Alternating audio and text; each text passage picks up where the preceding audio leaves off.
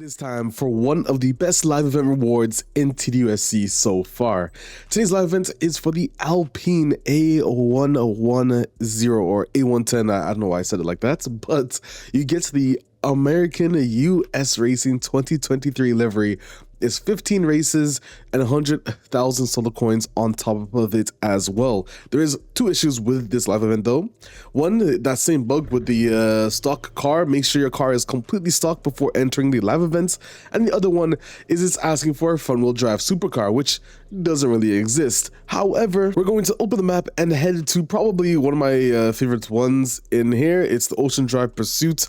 I ran this one many times trying to get a good time, and I still think it will be impossible for me to do so. But let's do this one race and let's see what the reward is like. On the live events, that was a bad shift, but it's okay. We can recover. There are a lot of shortcuts in this race. Bro, no regard for other players. This guy just tried to cut me off. And the shortcuts make it extremely hard to get a consistent time. Now, I am on controller, and that was a very bad turn there. But I think we're going to make it up on time from my last record. It was like 12th place. I think a 3:46. It's my best time on this. Nowhere near a good time, though, to be honest with you. Nowhere near. Here's one of the... I'm surprised I did it. That's one shortcut. You probably could do it faster, but you risk literally hitting and like spinning out or like going into the water. Trust me, I know. I'm surprised I did that one good. That was the other shortcut.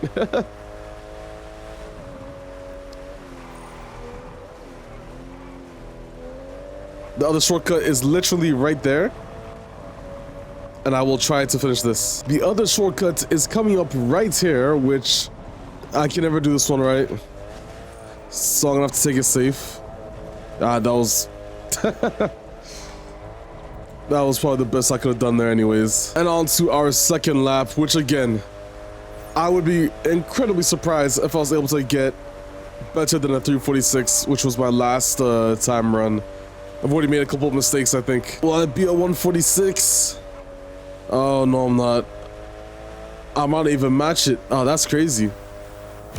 Did not expect that, but could not beat my time. So honestly, like, bro, that is my peak. You will not see any better than a 1:46 from me on this race. But now we finish the live event and we get our reward, which of course is the Alpine livery. Let's take a look at that. You know, every time I come to the workshops, I always think like what they could be like if they were to be redesigned with a more like realistic route.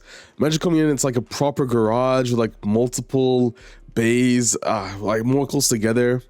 It'd be really cool. But anyways, it's a shame, bro. You don't really see all like 7 bays filled up. Hopefully one day it could be like that. I'm surprised there's no 8 bays. Oh no, there is 8 bays. Okay, yeah, sorry. Getting a bit distracted here.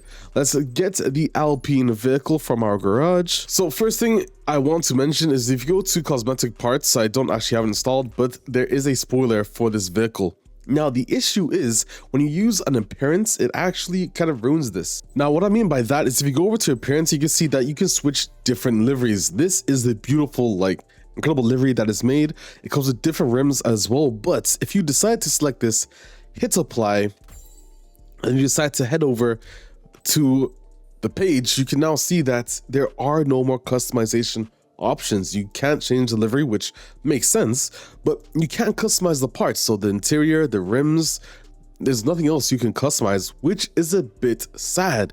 And the thing is, the appearance tab was not really specifically made for this, and this is where I think the community kind of agrees with me, and Casey as well, hopefully.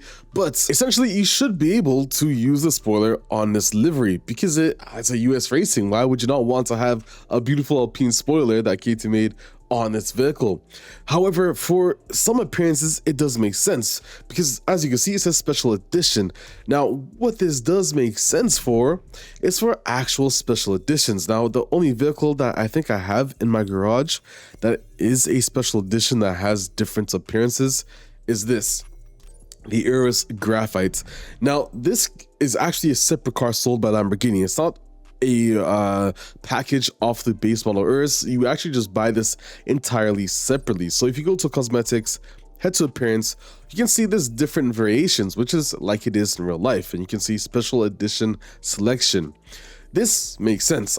After I purchase something like this, I shouldn't be able to change the livery, but as you can see, you go to cosmetic parts and this is what you see.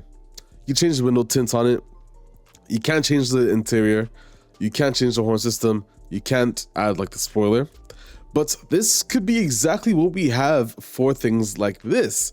It would be really cool if, like, I get it, we shouldn't be able to change the rims, but this is how it should work.